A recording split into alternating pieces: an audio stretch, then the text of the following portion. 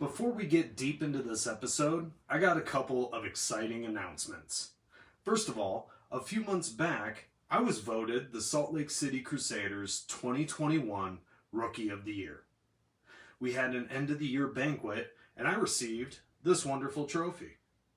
I'm thrilled to be a part of this team and it will only get better from here. Second, I competed in the ACW Battle for the Roses, a conference level tournament. I was on the Crusaders starting lineup and we battled our way to a silver medal in the 5v5 melee. I took a second silver medal for my skills in sword and buckler. I am so proud of my team and our hard work and training is paying off.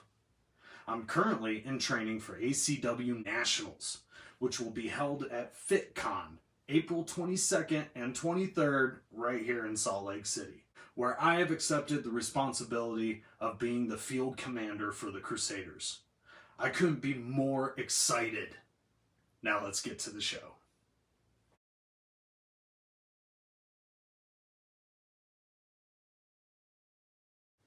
Welcome back to my Medieval Corner. 2021 was a nutty year for me. First of all, I joined the Salt Lake City Crusaders. Unfortunately, because of my job, I could only attend a few of their practices. But they noticed my previous armor experience and put me on their pro team. Training was a blast, and as you could tell from the random fight video, I was able to participate in a lot of events. The year really got away from me. But anyways, we're back to my corner and I want to talk. Today, we're going to cover armor. I got a Brigadine, we're going to discuss some pros and cons of wearing munitions grade armor, and at last, we will cover skill over violence. So grab your horn and let's dive into this one. Let's rock.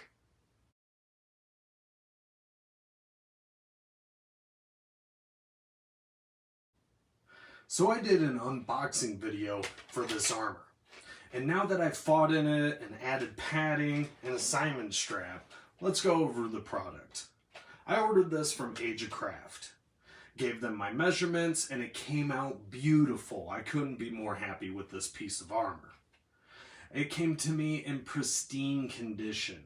After wearing it a couple times, I figured out how I like it strapped, which is the plates just meeting together instead of overlapping. Then I added yoga mat padding to the sternum and upper back spine area. I expect some brutal attacks there. After some battles, I may add some padding to the rib cage. I mainly went with Age of Craft for their pricing. It was right up my alley of munitions grade pricing with custom quality. They kept contact through the sizing and quality control process all the way up to delivery. I can't recommend them enough. In the fight, it absorbs blows and is light in weight. What else do you want? After taking it on and off, I will say that my next brig will be front opening. I can put this on by myself, but it's much faster with the Squire.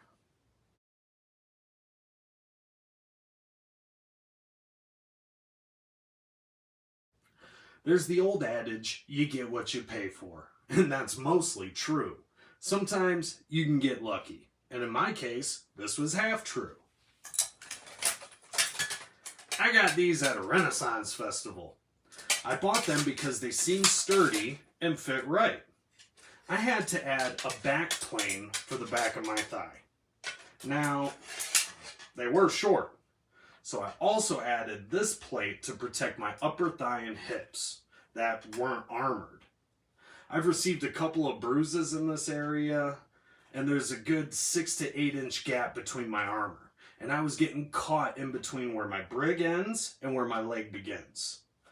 The quality of steel has left something to be desired. It will protect you, but it will also show every shot you've taken to the legs. You can care for them much like any other steel product. Give them some WD-40 and a scrub and they will look brand new. I do have an armor scrub and conditioning video that I'm working on. The highlight in this armor is the articulation and knee protection. The thigh part of the cuisses seem to be either thinner metal or not heat treated.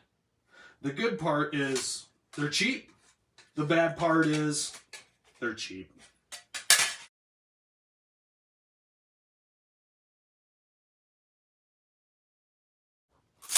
I have 2 sets of gauntlets. They each have their use. Sometimes I use one of each. These are HBC style gauntlets. I've broken them in and I think they are great for duels. They're flexible with a lot of diversity and you can handle a sword well, even use a long sword to the best of your ability. These are specialty made gauntlets by Lemberg Armory. They were a gracious gift from one of my friends and fellow fighters. I use these with my axe and in pro fights. In pro fight though, I'll mix it up with the Hulk glove in my weapon hand and an HBC on my shield. I have more dynamic grip with my shield and can fist my weapon. They work great for punching your opponents and they are fantastic protection. So in conclusion, I suggest that you have 2 sets of gauntlets. That way you have more choice in your fighting style.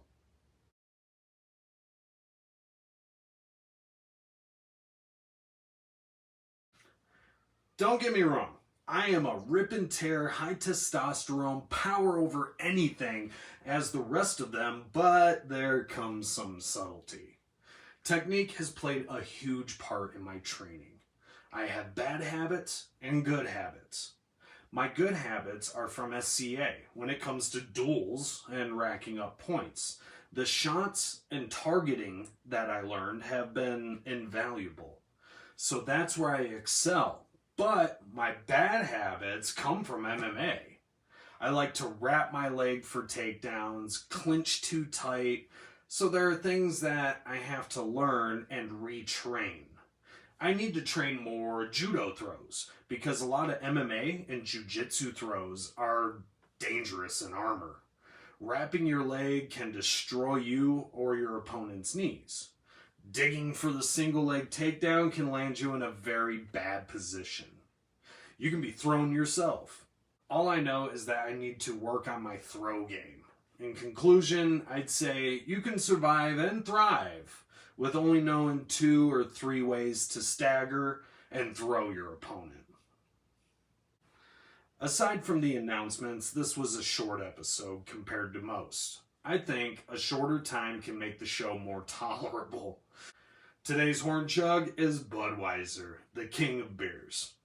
Hopefully this show can give you a good insight into the world of armored combat. Skull.